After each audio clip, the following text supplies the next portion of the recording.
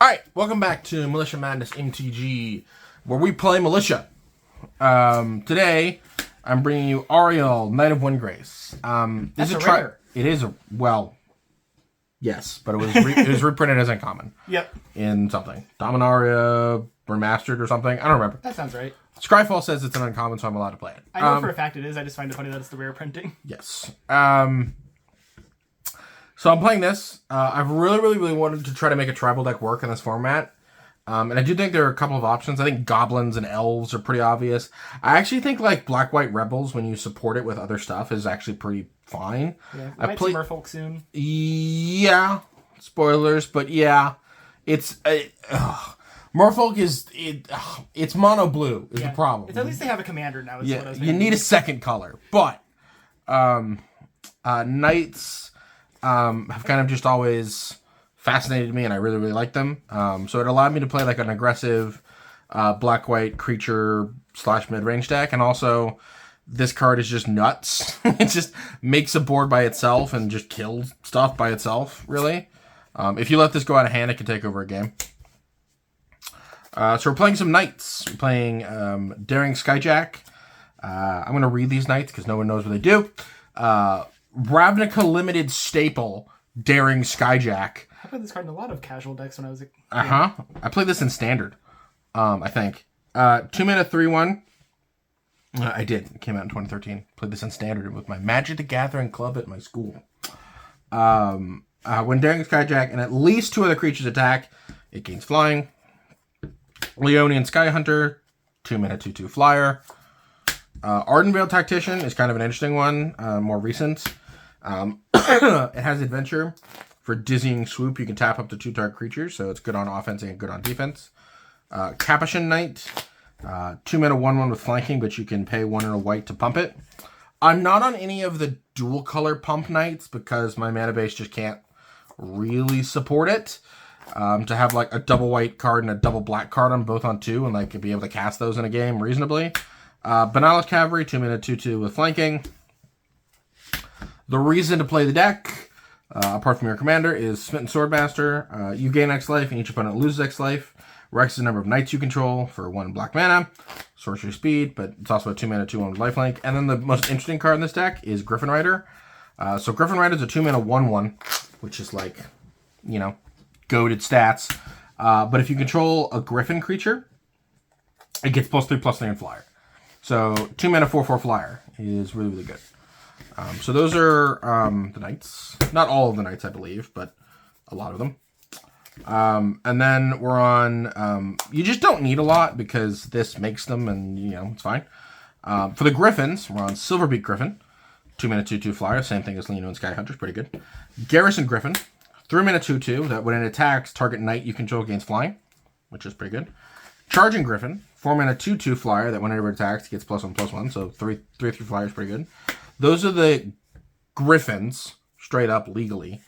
But we do have some Griffins that are also knights, that are also soldiers, that are also humans. Because we have a lot of things that just care about creature types. So we have all of the good changelings, well, all of the good cheap changelings that we can play. I really wish we had stuff that like returned a knight card from my graveyard or something like that, or like search for a knight card so I could play my favorite card, which is it's the 3 mana exile changeling instant that makes a 1/1 changeling. Because the art, the art on that guy is just so good. He's like, Babby look weird. It's just my favorite. Or Nameless Inversion would also be really good. Or like Changeling Wayfinder. But there's no like search deck for a knight or anything like that.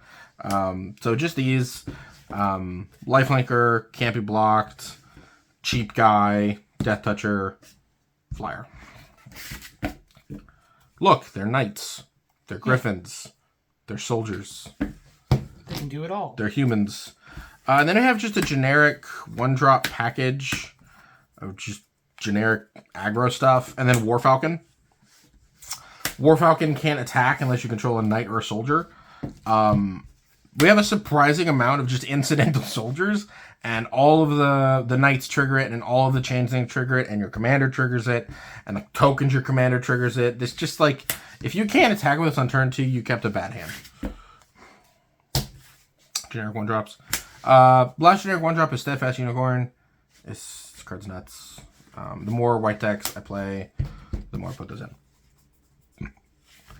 Core Skyfisher package. Yay. It's a white deck, so I'm playing it. Yay. You know, it's just, you guys are going to get bored of this eventually, but I'm not, so I'm going to keep playing them. New card. You know, that's nice. Busto card. Summon Chocomog. Take that. My favorite card ever, one of my favorite card ever printed, is Loyal Cathar. So this is for those of you who don't know, which is everybody, it's white for 2/2 Vigilance, which wears equipment really, really well. It's a human soldier, helps with War Falcon. It's a human, relevant. But when it dies, it returns to the battlefield under your control as a 2/1 that can't block. So it's just a 2-for-1, constantly. Which is really, really, really, really, really, really nice in this kind of deck, because you just need some push through removals and stuff like that. I'm a white deck. I'm an aggro deck. I'm a creature deck. I'm a Militia Bugler deck. All of those cards make this better. I'm a white-black deck. I need to hit my lands. I have a 4-drop commander with a 3-mana activated ability. I want to be able to cast this more than once. Ta-da. Also, as Morgan demonstrated with Prince Imrahil, this is a win condition. Yeah. This is also a win condition. But, you know.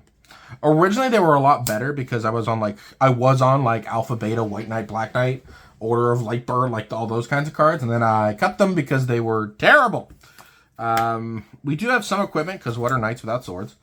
And some of our creatures are just dirtily little idiots that just wear equipment really, really well. Like Loyal Cathar, our commander wears them really, really well because of the vigilance.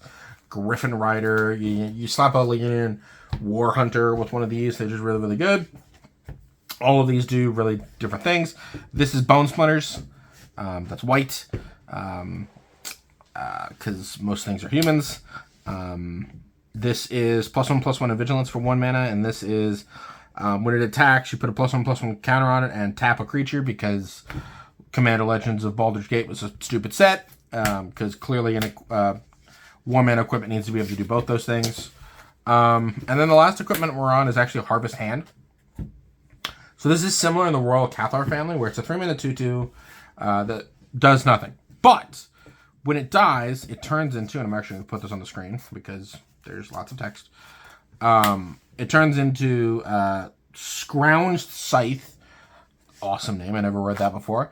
That equipped creature gets +1/+1, regardless of what it's equipped to. It's always giving +1/+1. But as long as the creature is a human, which lots of your creatures are, it gets menace as well. So it just lets you kind of sneak through. If you put it on one of the changelings, like the lifelink changeling, it helps you change races. It also helps you change, like, you put it on a flyer and it helps you just get through just enough damage. Helps you really help close out games. And then the removal suite is a Journey, Cast Down, Go for the Throat, my favorite card in the format, Unmake. That's not true. Top 5 for sure. My favorite card in the format is Mystical Teachings. I've said this once. I'll continue to say it again. But I really, really love Unmake. Just whatever it is, 3 mana, get it out of here. Really, really love this card. And then Snuff Out, or Beholder's Death Ray, because this is the copy I could find. Really fill out the removal spell. You could play more if you wanted to, but I wanted to be a little bit more on the creature side than on the removal side. Because if I'm having to play control, this does it kind of well enough. So I can function like that. But if it's at the point where it's like, oh, I have to remove those 3 creatures, I'm probably dead anyways. So just wanted a little bit of... But as we talked about, and I think our retrospective video is, you kind of have to interact. So playing those. In terms of dual lands, we're playing the 2 searchable ones. Don't cut me flack. I know I have this card somewhere, but again, if you've been paying attention, I'm in the middle of moving, so my stuff is all over the place, and I just couldn't find it in the 3 boxes I looked for. But shut up. The 2 searchables, And then the Surveil or Scry land that should give you advantage as the game goes longer, and then the Draw Card land. You probably don't need all 5 of these, but it's a holdover from when I was playing double white, double black spells. So they're, didn't have time to edit it after that. But I think they're just fine. 7 planes. 7 swaps. Whee. As God intended. Perfect mana base. And then my last main deck card is a card that I think is underrated in black decks and I think should be played more because it's just free, is Bojuka Bog. So I'm playing Bojuka Bog. Bara. Okay. I think that's 6 tap lands total. 1, 2, 3, 4, 5. Yeah, 6, which is like right around the number that I want to be because you can come out slower and like against decks that can't really deal with this, they just die to this anyway. So you just have a giant threat in your command zone, which I think is the style of deck that I prefer to play. Green Goblin's like that too, where it's like if you don't kill Green Goblin now, he's not going to kill you, but he's going to compound the game to where you can't win. I would say like a must kill is what, Arabellum? Arabella. Okay, it's one of the two, and I said it wrong in the deck tech like 17 times. Arabella. Yeah. Because it's a name. That one, you really just need to kill. Because like the moment she attacks, you actually factually just die. In terms of the sideboard, it's pretty standard. I'm on a Relic of Progenitus. No High Spell Bomb because the Bojuka Bog in the main deck gives me 2 answers, so didn't really need another one. I'm on 2 Edicts. I wanted to be on the Creature Edict because of Militia Bugler in my main deck. But I really wanted another one because big dumb green creatures or like hexproof creatures are kind of annoying. Because against a lot of aggro decks, my plan is to win the race, and Armadillo Cloak just means I can't ever win the race. So being able to answer those is really, really good. Monarch, pretty staple. Humans, Harvest Hand. Also, Soldier. See, it comes up randomly. But, yeah. This deck was actually really, really close to being able to play party cards. Like I do think there is a build. I know you have a wizard in there. Yeah, I do. I was looking at some rogues, but the party cards, unless you're like in Esper specifically, no one party card in white-black is like worth it. Yeah. Cathar Commando. This is an interesting card that I don't think it's seen a lot of play on the channel, but it's a soldier. It's a 2-drop soldier, which is relevant for War Falcon. But also, it's just like a flash beater. I honestly think you could main deck this card in white decks a lot more often. Yeah. But I have it here in the sideboard as like my go-to artifact or enchantment removal. But I do think there is a world where this is main deck. Thraben Charm, just some more removal against like the more mid-rangey stuff. It's also really good against board stalls. It's also a Graveyard Hate. It's also an enchant. Like we've talked to death about how good and how versatile Thraben Charm is. Crypt Rats is my board rep of choice against the token decks and stuff like that. You can't put like so much X into this, but really like you can affordably put, with all the dual lands, you can reasonably put 2. And for me, that made it better than Arms of Adar because it's a creature, which means Militia Bugler can find it, and it can hold equipment, and it can attack, and it can do a lot more stuff than Arms of Adar can. Heliod's Pilgrim Package. We got a couple of things. So we have Reprobation, which is like the standard one that you can search off of this. I have a Cleric. Need a rogue. Yeah, Reprobation is the standard one I think that everybody thinks of. These two, I really, really like Heliod's Pilgrim and sideboards to get a more proactive card.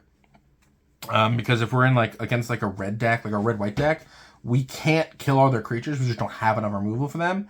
We need to be able to put something in there to win the race. And this makes it to where we have 2 cards that can help win the race. And then this is just for big... This is like the green bullet, really.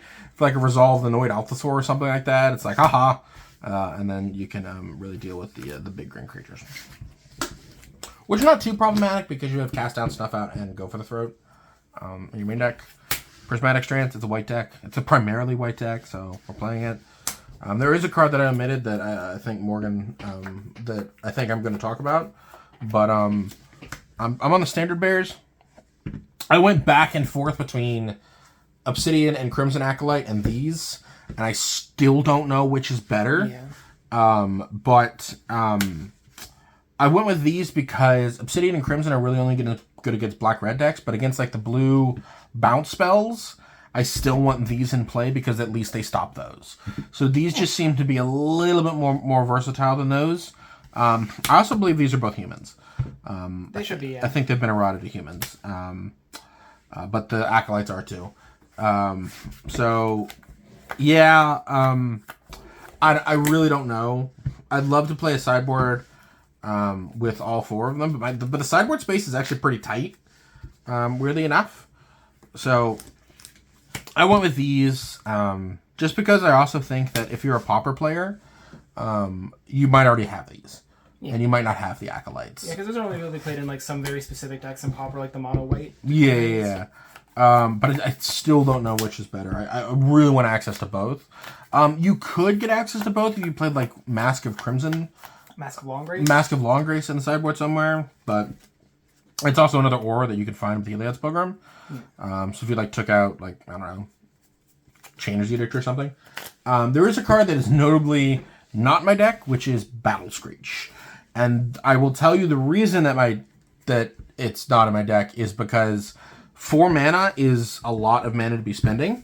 And also, you have black cards in your deck. Would you believe I'm also playing a white deck because it's not playing Battle Screech? Yeah, I think the 2-color white decks is just...